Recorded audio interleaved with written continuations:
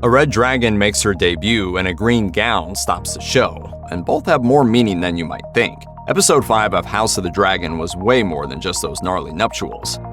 Throughout House of the Dragon and the book it's based on, George R.R. Martin's Fire and Blood, Prince Daemon Targaryen calls his wife Lady Rhea Royce his bronze bitch.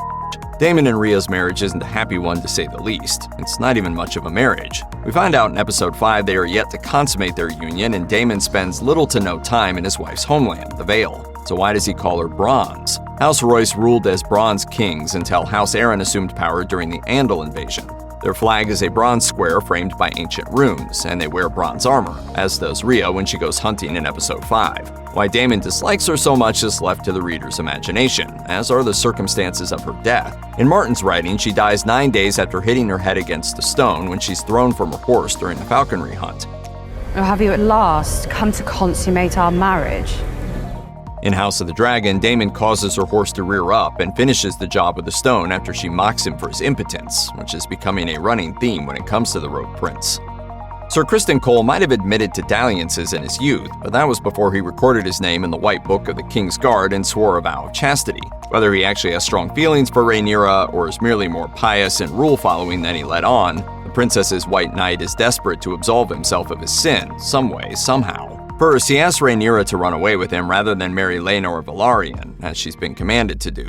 A marriage for love, not for the crown. When she suggests that he should be happy enough as her lover and sworn protector, essentially asking him to commit what he sees as sin over and over again, he's disgusted by the idea, and his feelings and loyalties undergo a drastic change. That swing is made even more pronounced when Queen Alicent summons him. He reveals the truth and asks her to give him the death penalty rather than sentence him to gelding and torture. Sir Criston was right to worry. We know from Martin's writing that the King's Guard is a lifetime appointment, and punishment for those who break their vows is castration, followed by a lifetime sentence at the wall. That Alicent shows Criston mercy both during his questioning and in his moment of hopelessness when he nearly takes his own life will have made a strong impression.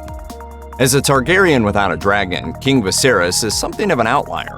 So far, we've seen Daemon on Caraxes, Rhaenyra on Syrax, and Laenor, who's half Targaryen, on Seasmoke. Princess Rhaenys is the most senior Targaryen with the most dragon riding experience. And in episode 5, we finally get to see her mounted on her dragon. Fire and Blood tells us that the dragon is named Meleys and is also known as the Red Queen, so named for the beautiful rosy tint of her wings and scales. She's faster than Caraxes, and originally belonged to Viserys and Daemon's mother, Queen Alyssa, and both then princes took their first dragon rides upon her back when they were only days old. The young princess toured the Seven Kingdoms with her grandfather, King Jaehaerys, and she rode the Red Queen to her own wedding with Corlys when she was only about 16 years old. It's a nice touch that the show has her riding alongside Laenor en route to her son's nuptials.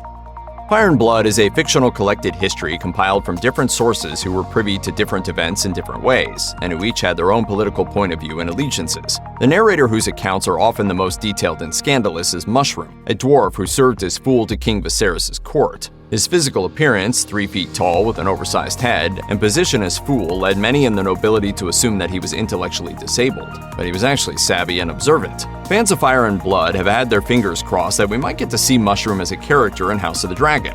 No announcements to that effect have been made. However, there is a background character who fits Mushroom's description during Rhaenyra and Laenor's wedding festivities. He's wearing Targaryen colors and playing music with the rest of a band, which is close enough to a court jester. He's even featured in the teaser for episode 5. This is probably just a wink to book readers, but our mystery man could come back to record his story. It's worth mentioning that Mushroom was quite fond of Rhaenyra, and thus his version would be inclined to put her in a more favorable light. The costuming on House of the Dragon isn't commendable just for its stunning design and impeccable construction. The attire worn by King's Landing's movers and shakers is significant and symbolic in Martin's writing, and so far the show is doing a phenomenal job of illustrating that. I understand the Queen is still readying herself for the celebrations. The single most consequential piece of clothing, with literal life and death consequences, is Alicent's green dress, which makes its debut in episode 5. She interrupts her husband's wedding toast and catwalks through the throne room in an exquisite emerald green gown, pulling all the attention away from the reigning monarch and the heir and bride-to-be.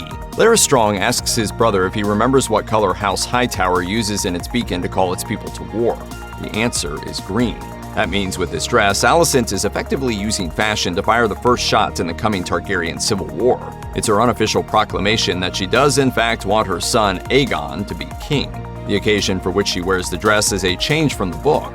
In Fire and Blood, it's at her own 5th wedding anniversary party with Viserys that she unveils her new look.